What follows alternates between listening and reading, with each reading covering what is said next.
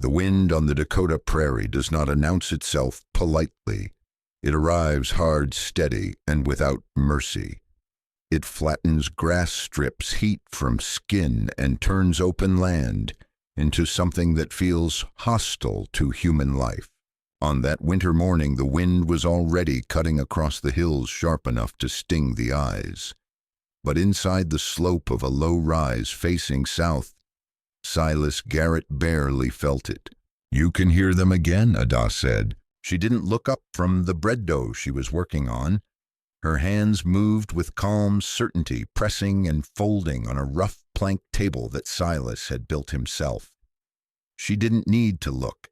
She already knew where they were.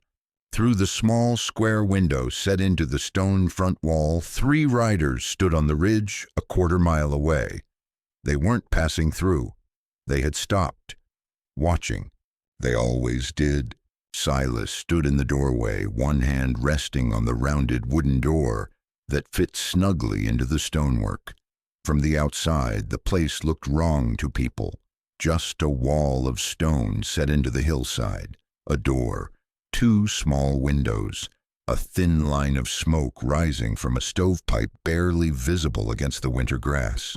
Behind that wall, the home ran deep into the earth, 15 feet back into the hill, carved directly into the Dakota soil. The settlers called it a hole. They called it a burrow. Some laughed, others shook their heads. Silas didn't answer them. They had been living underground for 4 months now. 4 months of being stared at. 4 months of whispers in town. 4 months of being quietly excluded from gatherings and conversations that once felt open. Most families on the prairie had built tall frame houses out in the open. Straight walls, sharp corners, wood siding stretched tight against the wind. Homes that looked familiar, homes that looked proper, homes that stood exposed on flat ground with nothing between them and the north wind. Silas had seen what that wind could do. At 34, he wasn't guessing. He wasn't experimenting. He wasn't trying to be clever. He had spent 5 years riding with cavalry patrols across this land. He had slept in bad weather. He had watched men freeze faster than they believed possible. He had learned that the prairie punished mistakes without apology. So when people laughed, he let them. "They'll learn," he said quietly. He didn't know how soon. He didn't know how severe the lesson would be. But he trusted the land more than he trusted opinions. 6 months earlier in May, the same hill had looked completely different. The grass was high. The sun was already brutal by mid-morning. Heat rolled across the open land, carried by a constant wind that never seemed to stop. Silas and Ada stood with a land office surveyor on the slope, while their wagon rested nearby.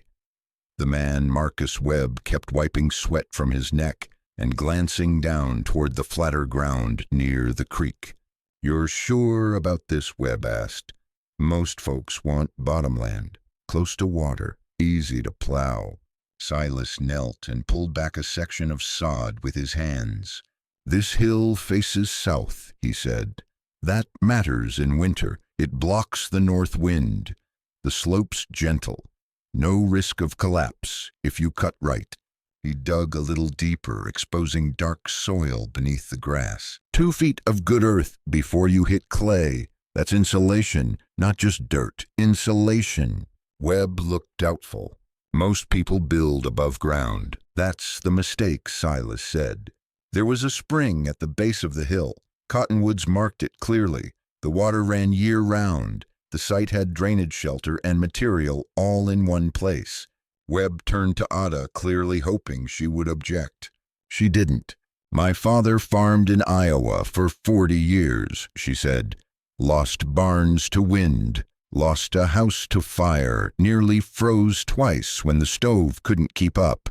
She met his eyes without hesitation. "This makes sense if you've lived through winter." Webb filed the claim. He also made sure everyone heard about it. The laughter started almost immediately. Silas didn't waste time explaining himself. They began digging within days. Breaking sod was the hardest part. Thick prairie grass fought every inch. Pickaxes struck earth from dawn to dusk. Dirt was hauled out by scoop and horse. Every day left their backs aching and their hands raw. By June, the hole had taken shape, 18 feet wide, 24 feet deep, cut straight into the hillside with a slight slope toward the entrance to carry water away. The depth was deliberate, not shallow, not temporary, deep enough to matter. The front wall came next. They gathered stone for weeks, hauling it by hand and sled. Silas had learned masonry as a boy. Ada mixed the mortar herself. Lime, sand, clay, water, no shortcuts. The wall was thick, 2 feet at the base, strong enough to stand alone. It held the door and windows, small practical openings meant to let in light, not heat loss. When the wall was finished, people rode out just to look at it. Some laughed harder. Others stopped laughing and just stared. The roof was where most dugouts failed. Silas knew that. Flat roofs sagged. Snow crushed them. Moisture found every weakness. Collapse was common. So he didn't build flat. He built an arch. Curved timber ribs shaped by hand. Heavy enough to carry weight. Spaced carefully. Joined with purpose, not guesswork. The shape mattered. Curves shed weight. Straight lines collect it. Over the ribs went planks, then waterproof layers, then sod laid grass side up, then earth thick, heavy, alive. By the time it was finished, the roof disappeared into the hillside. From a distance, it looked like untouched ground. That was the point. When they moved in, the difference was immediate.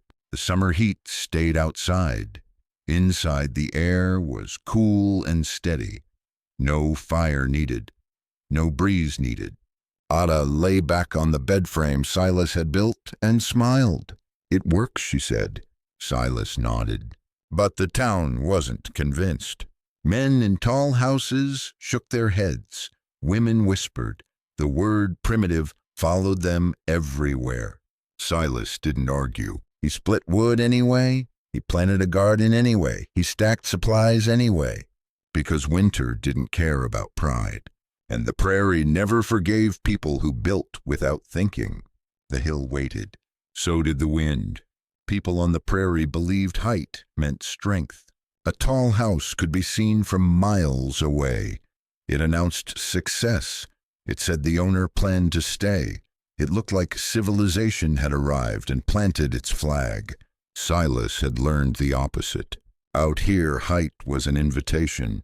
Wind did not flow gently across the Dakota plains. It accelerated, with nothing to slow it, nothing to break it. The air gathered speed and force until it became a tool that stripped heat from wood, skin, and bone. A frame house gave that wind something to grab. Flat walls caught pressure. Sharp corners created turbulence. Cold air forced itself into every seam, every crack, every joint that dried and shrank as winter settled in. Heat escaped upward. Cold poured in sideways. Most settlers didn't think in terms of physics. They thought in terms of tradition. Back east, a wooden house worked. Trees were plentiful. Winters were cold but broken by forests and terrain. Fuel could be hauled easily. Wind had obstacles. The Dakota prairie had none of that. Here every mistake was exposed. Silas had watched men burn through entire wood piles by midwinter, feeding their stoves like starving animals just to keep frost from creeping across the walls. He had seen chimneys glow red from overfiring. He had seen houses catch fire because desperation makes people reckless. Fire became both lifeline and threat. That was the real danger of a frame house. Not just cold, but dependence. Dependence on constant heat. Dependence on fuel. Dependence on perfect weather, perfect supply, perfect timing. The moment any of those failed, the house failed with them. An earth-sheltered home didn't work that way. The ground did not care about wind. 6 feet below the surface, temperature stayed nearly constant year-round. The soil absorbed heat slowly and released it slowly. It did not panic when the air changed. Silas had learned that lesson riding winter patrols. A man lying on frozen ground with proper bedding survived longer than a man standing in open wind. Shelter mattered more than fire. Stillness mattered more than strength. So when he chose to dig into the hill, he wasn't rejecting progress. He was rejecting waste. By late summer, the differences between homesteads were already visible. Frame houses needed attention every day. Tar paper flapped loose, cracks had to be sealed, roofs creaked under sudden storms, stoves burned constantly, even in early cold snaps. Silas and Ada used their stove sparingly. They lit it in the morning, let it go cold by midday, lit it again in the evening. The walls stayed warm, the floor never froze, condensation stayed low. Smoke drew cleanly through the curved roof without backdraft. They didn't talk about it much. Talking invited argument. Instead, they worked. Silas cut firewood but didn't rush. 4 cords would be enough, maybe less. He stacked it carefully protected from snow. He hunted when weather allowed. Smoked meat outside to keep moisture and smell from building indoors. Ada focused on stores. Root vegetables went into the rear alcove carved deep into the hill. Potatoes, turnips, carrots, onions. Milk stayed cool without ice. Butter kept its shape. Inside the dugout, sound behaved differently. Wind was a distant thing. Rain arrived as a dull pressure, not a roar. The house did not rattle or shudder. It rested. Visitors noticed that first. They stepped inside, expecting dampness, darkness, smoke. They found calm. Whitewashed walls reflected light. The air smelled clean. The ceiling curved overhead like the inside of a boat turned upside down. Nothing creaked. Nothing shifted. Some left unsettled. Others left thoughtful. But no one admitted it out loud. By October, winter preparation became frantic across the settlement. Men worked from dawn to dark cutting wood. Wagons groaned under heavy loads. Axes rang constantly. Piles grew taller and taller beside every frame house. 12 cords, 15 cords, more if they could manage it. Silas watched quietly. He knew the math. Every stick burned represented hours of labor. Every extra fire meant risk. Exhaustion made mistakes easier. A tired man overfired his stove. A distracted hand left embers too close to wood. Cold did not kill quickly in a house like that. It killed slowly. It drained heat through walls. It stole warmth through floors. It forced families to cluster in one room, sleeping in shifts near the stove. Silas and Ada did not cluster. They lived normally. By November, the temperature dropped below 0 for the first time. Frame houses responded immediately. Fires roared. Smoke thickened. Wood disappeared fast. The dugout barely noticed. Inside, the temperature fell gently, settling in the high 50s. Comfortable with a sweater. Manageable without fear. A neighbor asked Silas once, half joking, half worried, "You sure you don't freeze in there?" Silas answered honestly, "We're fine." The man rode off to cut more wood. By December, the prairie grew quiet. Snow covered everything. Wind sculpted it into hard drifts that hid fences and swallowed paths. Travel slowed. Conversation shortened. People stayed indoors. Old soldiers and trappers said the signs were wrong this year. Too still, too heavy.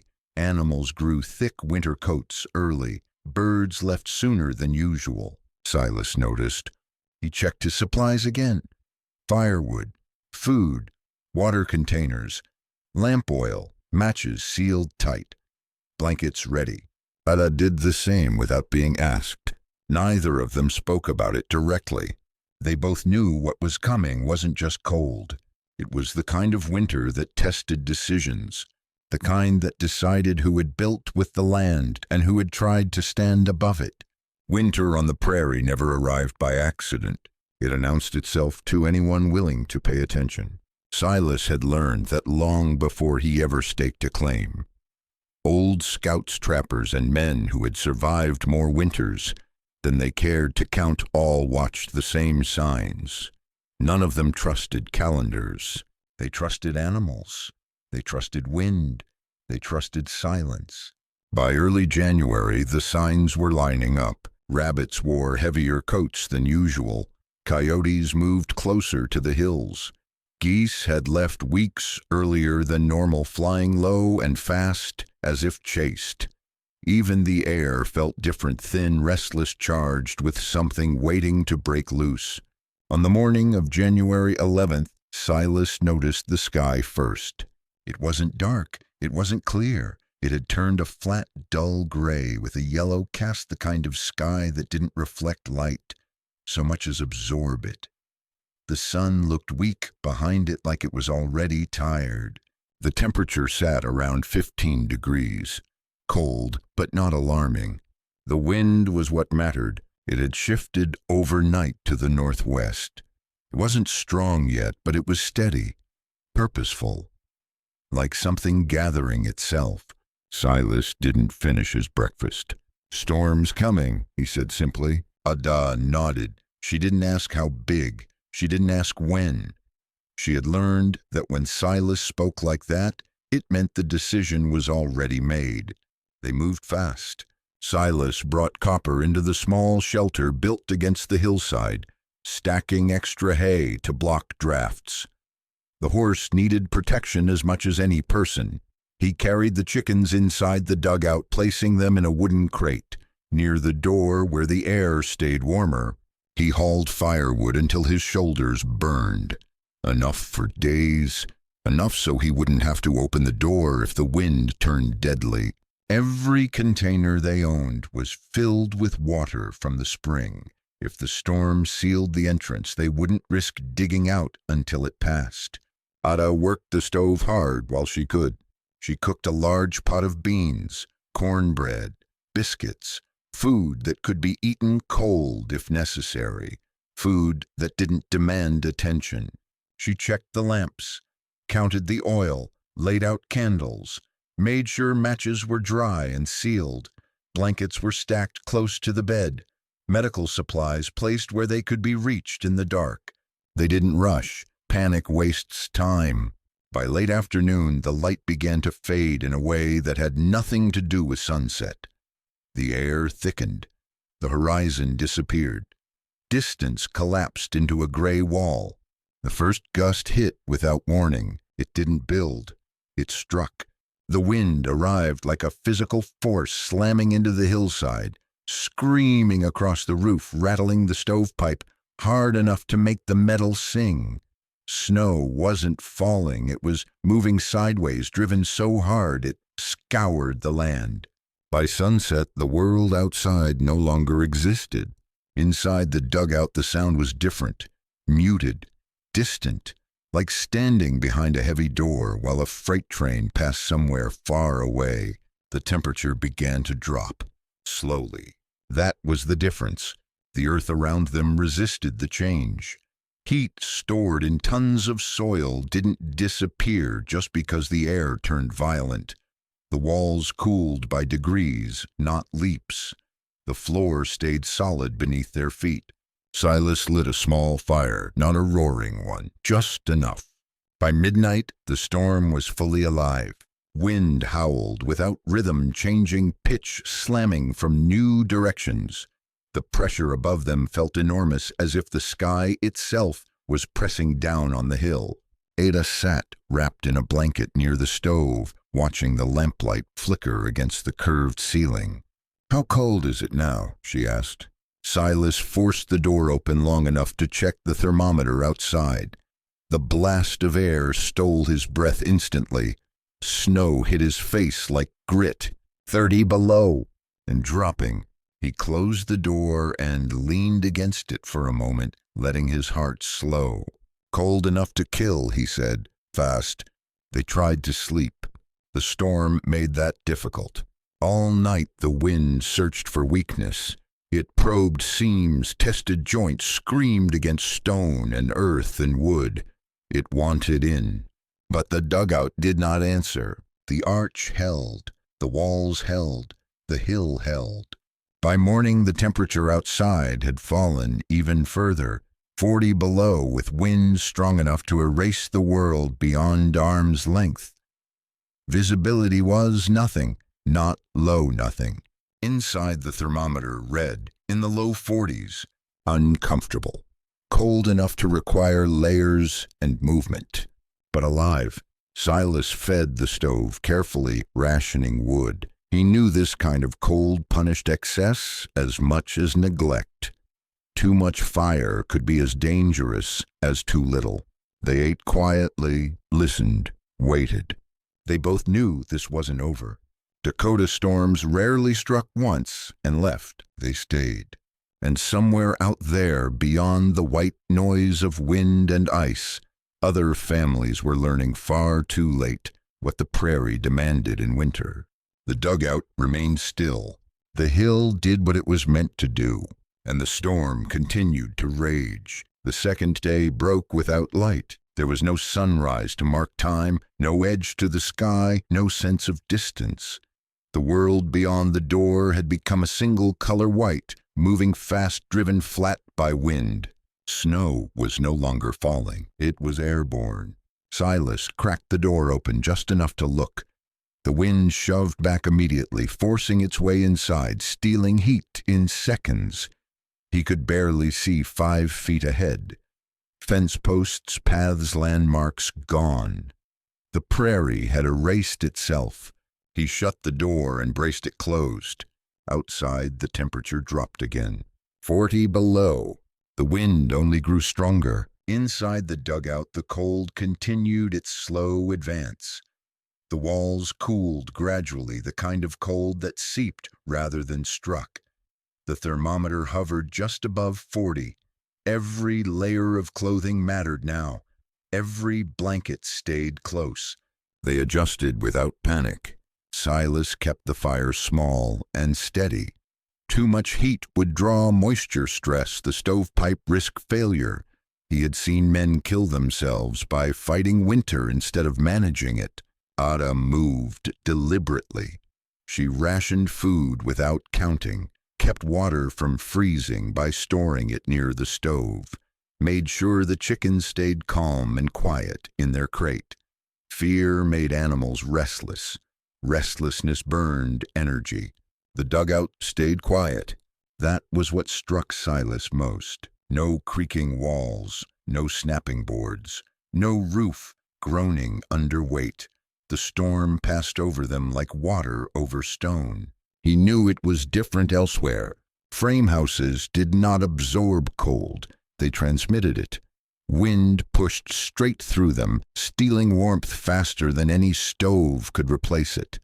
Families would be feeding fires non-stop, now burning through wood, meant to last months. And when wood ran low, choices turned desperate. Over-firing stoves, blocking vents, sealing houses too tight, sparks landing where they shouldn't, chimneys glowing red in the dark. Fire and cold together were a dangerous combination. That night they heard something new. Through the roar of wind and the muffled pressure against the hill came a sound that didn't belong to the storm. A dull, uneven thudding. Silas stiffened. It came again. Fists wood. Someone was pounding on the door. Silas reached for his rifle out of instinct. Desperation made people unpredictable, but when he opened the door, the wind nearly took him off his feet, and 2 shapes collapsed inward with it. Human shapes. They fell across the floor, barely conscious, coated in ice and snow so thick their faces were hard to recognize. Ada slammed the door shut and dropped to her knees beside them. It was the Chens, Robert and Sarah, homesteaders from 2 miles west. Their frame house had failed them. They were past shivering, past panic, skin gray, fingers blackened at the tips, feet stiff with frostbite. "We remembered the smoke," Robert whispered. "Your chimney." They had walked or crawled through a storm that killed exposed flesh in minutes, found the hill by crashing into it, followed the slope until they found the door. Luck hadn't saved them. Motion had. Stopping would have killed them. Ada worked immediately. Blankets first. Warm, not hot soup. No rubbing frozen skin. No rushing blood back too fast. Silas fed the stove just enough to help without shocking their bodies. They survived the night. The storm did not slow. By the 3rd day, the wind was still screaming. The cold was absolute. Outside, the thermometer read 42 below. Inside, the temperature held near 40. Uncomfortable, miserable, but survivable. 4 people shared heat, shared space, shared silence. Ada read aloud in the evenings, not to pass time, but to keep spirits anchored. Silas listened, eyes closed, counting wood in his head, planning each fire like a careful calculation. They did not talk about the others, but they all thought about them. When the wind finally eased on the 4th morning, it did so suddenly. The silence afterward felt unnatural, heavy.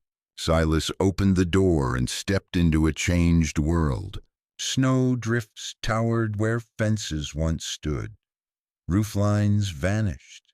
The prairie looked carved, broken, reshaped by force no house could fight. Only a few thin lines of smoke rose in the distance. Too few. In the days that followed, the truth spread quietly. Frame houses burned. Others froze. Families were found in beds in doorways between homesteads, where they had tried to outrun the cold. 12 dead in their area, alone. More injured, many broken. The dugout had stayed steady, not warm, not comfortable, but alive. And the hill that had been laughed at now stood as the only place that had not failed when the prairie decided to test every choice that had been made. When the storm finally loosened its grip, it did not leave gently. It pulled back like a retreating army, slow at first, then all at once. The wind dropped from a scream to a hard rush, then to an uneasy quiet. The cold stayed, but without motion. It felt different, still dangerous, but no longer hunting. Silas waited. He had learned never to trust the first calm after a blizzard. Wind could return without warning. Cold could sharpen again in minutes. By midday, the sky broke open in places. Pale winter sunlight spilled across the drifts, revealing a prairie no one recognized anymore. Snow lay in sculpted walls. Fence lines vanished. Small outbuildings were buried completely. The land looked unfinished, as if something violent had erased and rewritten it. Silas left Ada with the Chens and stepped out alone. Every step required effort. Snow had packed hard in some places, turned loose and deep in others. He followed memory more than sight-counting distance, the way he had on patrol years before. The first frame house he reached was burned to its foundation. Blackened timbers stuck out of the snow like broken ribs. The chimney stood alone, useless now. The Hutchinson family lay frozen nearby, caught halfway through an escape that never had a chance. Silas didn't linger. The next homestead was silent. Doors shut, smoke absent. Inside, the Andersons were found in their bedstove, cold wood gone. They had gone to sleep, hoping morning would be better. It wasn't. Others told similar stories. Stoves that failed. Woodpiles that vanished too quickly. Houses that bled heat faster than it could be replaced. Some survived with injuries they would carry forever. Fingers lost, toes gone, faces scarred by frostbite. The storm marked them plainly. By the time Silas returned home, the sun was already dropping again. Word spread fast. People came quietly at first. No laughter, no jokes, no sideways glances, just questions spoken low and careful, like the land might be listening. They stood outside the dugout and stared. The stone wall still stood clean. The door still opened smoothly. The thin line of smoke from the stovepipe looked almost offensive in its calm.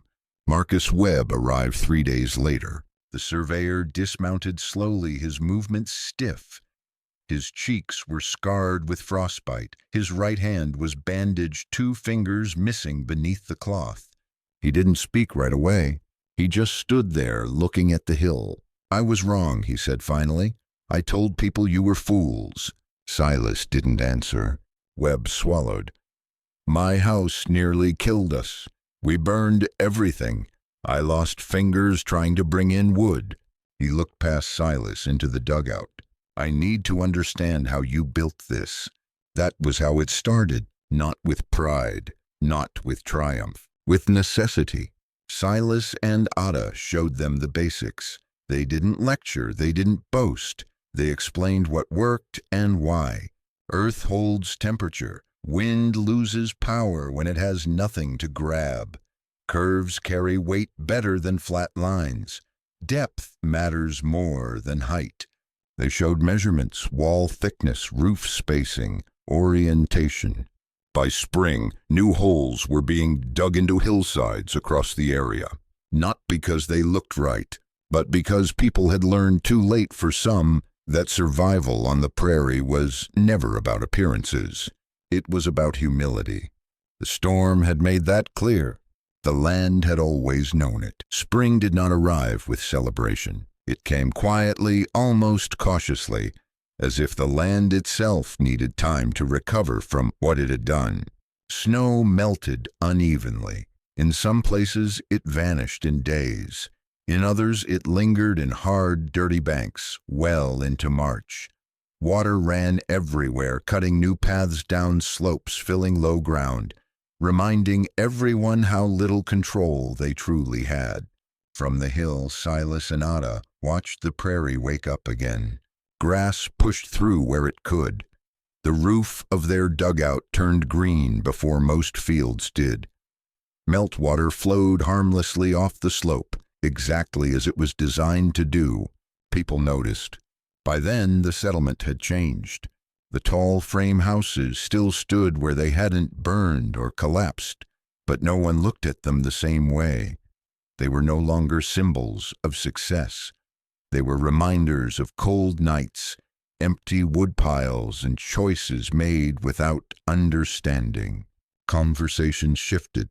Men spoke less about square footage and more about orientation, less about height and more about shelter, less about how a house looked and more about how it behaved when things went wrong. Silas was asked to walk properties, to point at slopes, to talk about wind and soil and drainage. He didn't charge. He didn't advertise. He simply answered questions. Ada did the same. She showed women how the root cellar worked, why food lasted longer underground, how steady temperature mattered more than shelves and cupboards, how light could be managed without large windows, how comfort came from predictability, not size. Some listened carefully. Others resisted at first. Pride dies slowly, but the memory of the storm was still fresh, too fresh to ignore. By summer, new dugouts appeared across the hills, some simple, some improved, all of them lower, quieter, more deliberate. The preacher changed his tone. Where once he spoke of dominion, he now spoke of stewardship, of wisdom, of learning from the land rather than challenging it. No one corrected him. Even the merchants adjusted. Stone, timber, lime, and tools for earthwork sold faster than decorative trim or tall windows. Practical things moved. Appearance waited. The prairie had set new priorities. On a mild day in the early March, Silas and Ada stood on their roof, looking down over the land that had nearly killed them and had taught them instead. Copper grazed below. The chickens scratched near the door. The stove inside sat cold. It wasn't needed. "Do you think it mattered?" Ada asked. Silas thought about the dead, about the families who would never forget that winter, about the new homes taking shape along hillsides instead of ridges. The storm did the teaching, he said. We just listened first. They walked down toward the spring together. The air smelled of wet earth and thawing grass. Somewhere nearby, the first wildflowers pushed up through soil that had held warmth all winter long. Behind them, the dugout blended into the hillside, nearly invisible unless you knew where to look. It would stand for decades, not as a monument, but as a quiet reminder that on the frontier, survival never belonged to the loudest idea or the tallest structure. It belonged to the people willing to adapt. The prairie always rewarded that. Eventually, years later, people would still talk about the dugout. They talked about the storm. They talked about the cold. They talked about how a house carved into the earth survived when taller homes failed. But that was never the full story. The hill did not save Silas and Ada because it was clever. The dugout did not work because it was unusual. It worked because it accepted limits. Most failures on the frontier came from refusing to accept those limits. Men arrived with plans already formed, houses already imagined, ideas carried west from places where forests softened wind and neighbors were close enough to help. They built what they knew, not what the land required. The prairie did not adapt to them. It never would. Silas understood that early. Not because he was smarter than anyone else, but because he had watched men suffer when they ignored reality. Cold did not care about intention. Wind did not respect tradition. Fire did not forgive desperation. The dugout was not a rejection of progress. It was progress stripped down to essentials: shelter from wind, control of heat, protection from fire, reliance on mass instead of fuel, stability instead of show. Everything else was optional.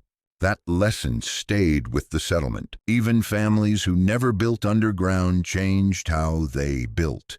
Houses were set lower, roofs were pitched differently, windbreaks were planted, wood was stored smarter, fire was treated with more respect. The prairie had spoken once. No one wanted it to speak again. The dugout remained part of a daily life long after the storm faded into memory. It was used for storage, for shelter during hard weather, for quiet work when the heat of summer made above-ground rooms unbearable. In July, when the sun baked the open land, the interior stayed cool. In August, when heat lingered after dark, sleep came easily underground. People noticed that too. The house didn't fight the seasons. It moved with them. Eventually, Silas and Ada built a larger home nearby, one with more light, more space, more comfort for guests. But they never abandoned the dugout. They never forgot what it had given them. Some of the other hillside homes built after the blizzard lasted even longer. A few would still be found decades later: collapsed entrances, overgrown roofs, stone walls still holding where wood had failed. Quiet evidence, proof that the frontier rewarded those who paid attention. The prairie wind still crossed those hills long after Silas and Ada were gone. It flattened grass, it carried snow, it tested every structure left behind. Most of the tall houses disappeared, burned, rotted, torn apart. Their outlines faded into the land. The dugouts blended in instead. That was their strength. They never announced themselves. They never challenged the land. They simply endured. And that was the lesson the storm left behind. Survival was not about being seen, it was about being prepared. On the frontier, wisdom often looked like foolishness, right up until the moment it saved your life. Long after the blizzard passed, long after the dead were buried, and the injured learned how to live with what they had lost, something quieter remained. Memory. Not the kind written down in ledgers or preached from pulpits, the kind carried in how people chose their ground, in how they watched the wind before placing a wall, in how they asked different questions when they talked about building. The prairie did not change. It was still wide, still empty, still unforgiving. But the people who stayed had changed. They no longer laughed as quickly at what looked strange. They had seen what confidence without understanding could cost. They had learned that survival did not belong to the boldest voice in the room, but to the one who listened longest. Silas and Ada did not become legends while they were alive. They did not tour towns. They did not write manuals. They did not claim credit. They lived quietly, worked their land, raised food, and kept their home ready for whatever came next. That was the real inheritance.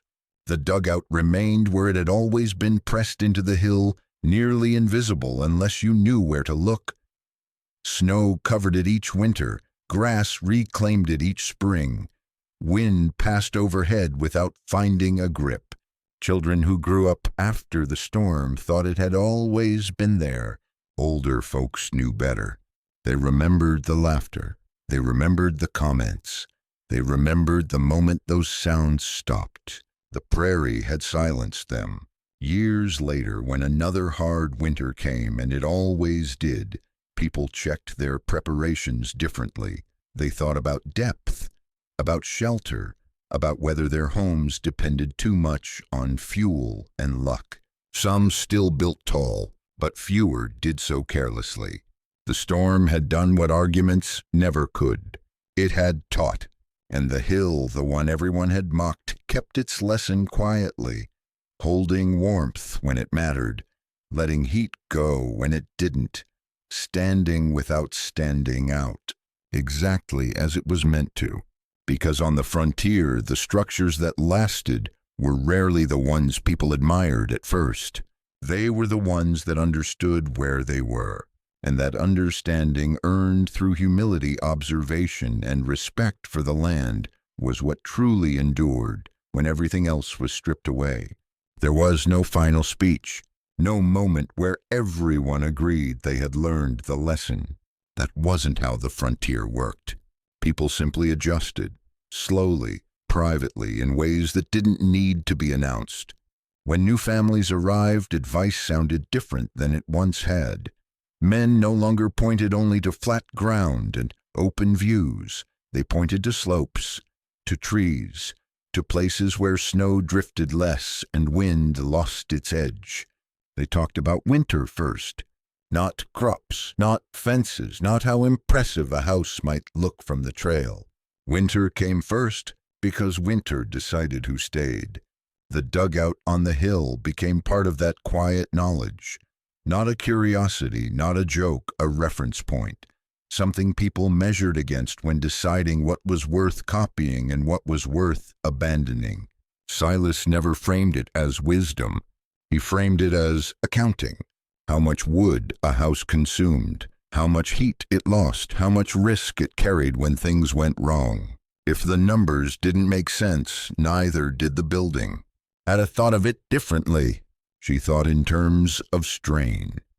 How much effort daily life required, how often fear entered the room, how many small decisions stacked up until people were exhausted. Their dugout reduced strain. That mattered. Over time, the prairie erased most of the evidence. Frame houses rotted or burned. Foundations sank. Names faded from records. The land flattened memory the way it flattened everything else. But the idea remained that sometimes the smartest thing a person could do was lower themselves. That strength did not always rise upward. That survival often came from stepping out of the wind instead of challenging it. The hill never cared what people thought. It offered shelter to anyone willing to listen. Most didn't. A few did. And those few carried the frontier forward not through noise or pride, but through choices that worked when the prairie decided to test them again. 'Cause it always does. And when it does, the land remembers who learned the lesson the first time.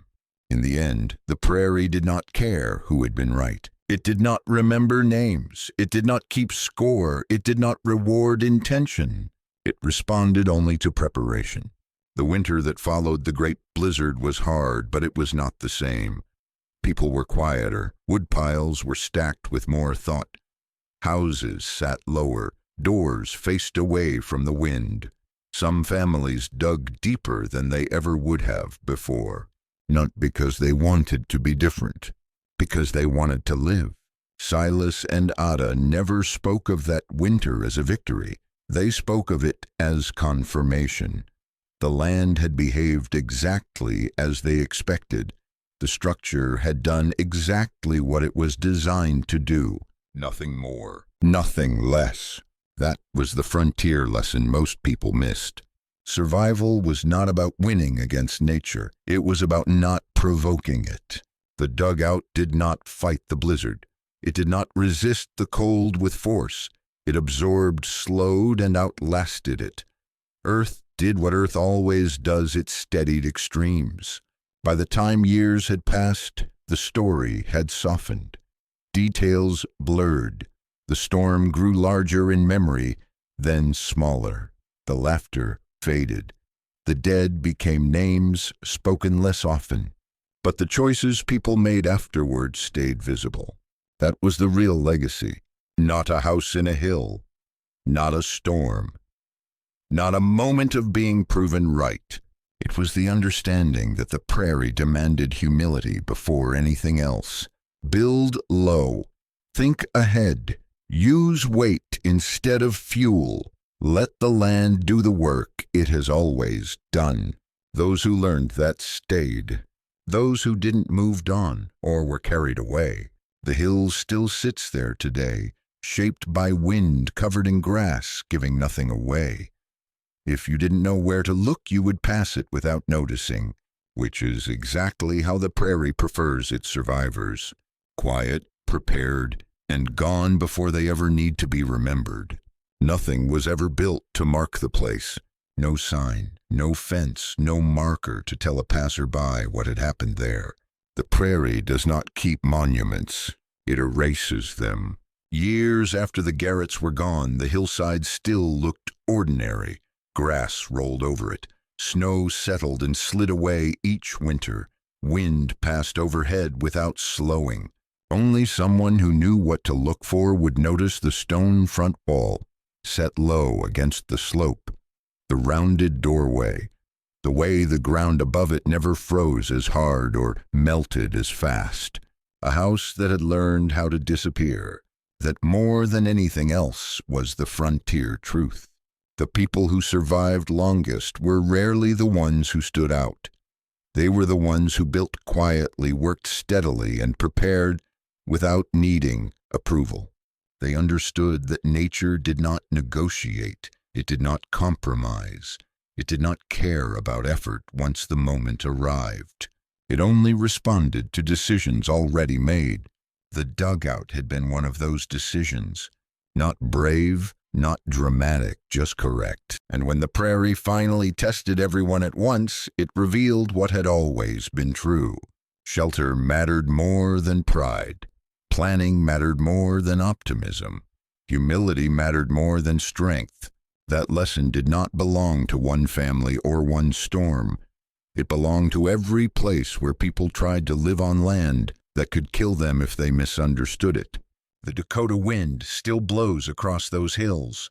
It still sharpens in winter. It still strips heat from anything foolish enough to stand alone. It still rewards structures that stay low and quiet.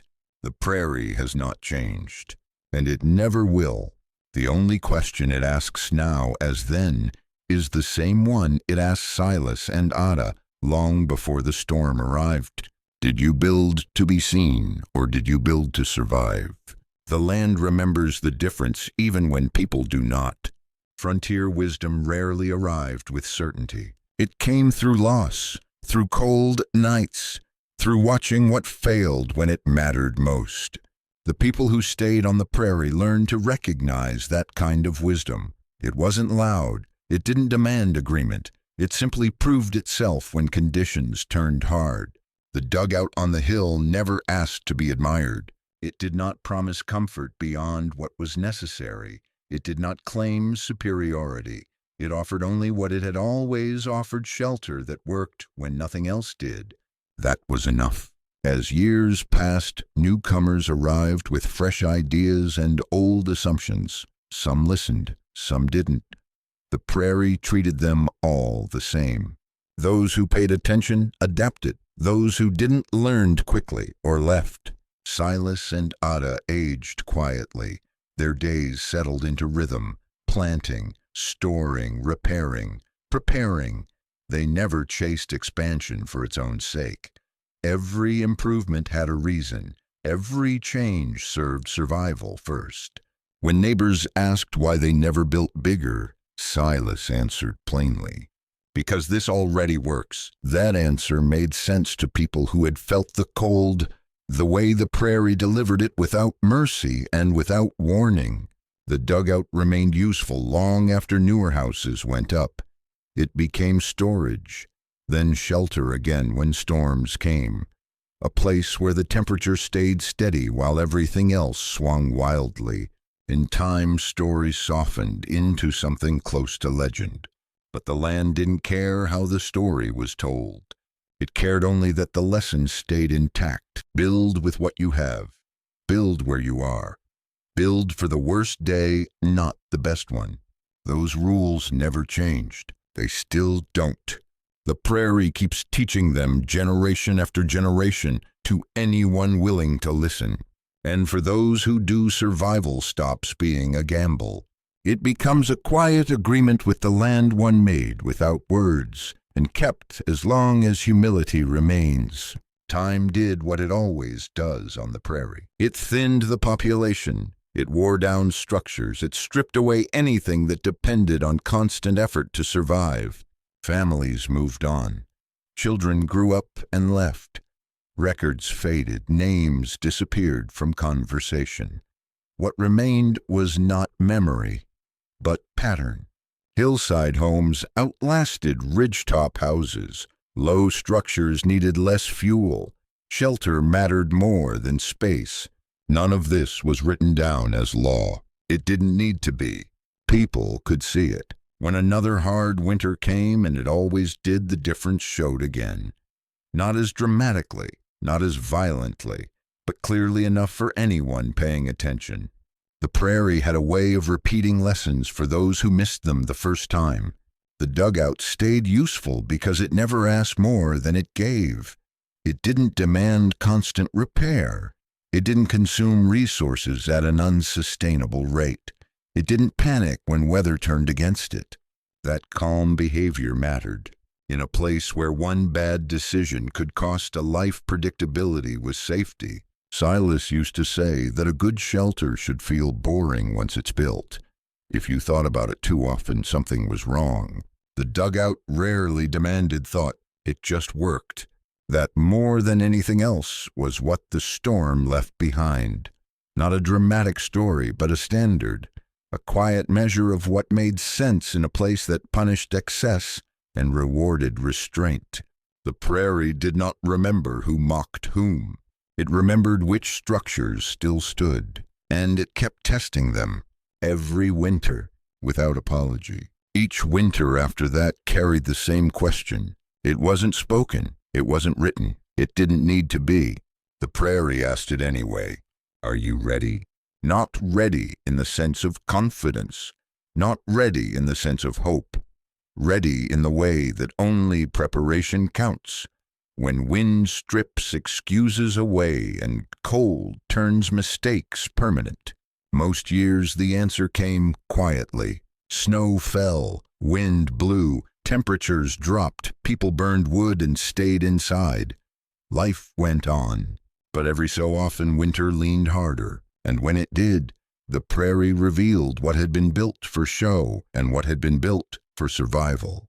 The dugout never changed its answer.